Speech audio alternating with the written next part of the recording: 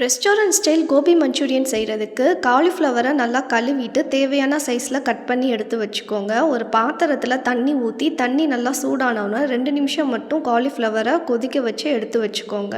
இதுக்கு தேவையான அளவு உப்பு, 1/2 டீஸ்பூன் மிளகுத்தூள், 1 டீஸ்பூன் மிளகாய்த்தூள், 1 table spoon cornflour, 1 table spoon மைதா, கொஞ்சமாக தண்ணி தெளித்து எல்லாத்தையும் ஒன்றா கலந்து 10 நிமிஷம் ஊற வச்சுட்டு சூடான எண்ணெயில் கிறிஸ்பியாக கோல்டன் ப்ரௌனாக ஃப்ரை பண்ணி எடுத்துட்டு கடாயில் கொஞ்சமாக எண்ணெய் ஊற்றி சூடானோன்னா பொடியாக நறுக்கின பூண்டு 1 டீஸ்பூன், இஞ்சி 1 டீஸ்பூன் சேர்த்து 2 நிமிஷம் ஃப்ரை பண்ணிவிட்டு க்யூப்ஸாக கட் பண்ண 2 மீடியம் சைஸ் பெரிய வெங்காயம், 1 குடமிளகாய் சேர்த்து நல்லா மிக்ஸ் பண்ணிவிட்டு வெங்காயம் குடமிளகாய்க்கு தேவையான அளவு உப்பு, மிளகுத்தூள் சேர்த்து நல்லா கலந்து விட்டுக்கோங்க. இப்போ 1 டீஸ்பூன் அளவுக்கு சோயா சாஸ், 1 டீஸ்பூன் அளவுக்கு red chilli sauce, 2 table spoon அளவுக்கு டொமேட்டோ சாஸ் இது எல்லாத்தையும் சேர்த்து ஒன்றா நல்லா கலந்துட்டு 1 டீஸ்பூன் அளவுக்கு கார்ன்ஃப்ளவரை தண்ணியில் கலந்து இது கூட சேர்த்துருக்கேன். நல்லா சாஸி டெக்ஸ்சர் கிடைக்கும் இப்படி கலக்கிறனால. 2 நிமிஷம் நல்லா குக் பண்ணிவிட்டு ஃப்ரை பண்ணி வச்சுருக்க காலிஃப்ளவரை சேர்த்து நல்லா கலந்துட்டு பவுலுக்கு ட்ரான்ஸ்ஃபர் பண்ணிடலாம்.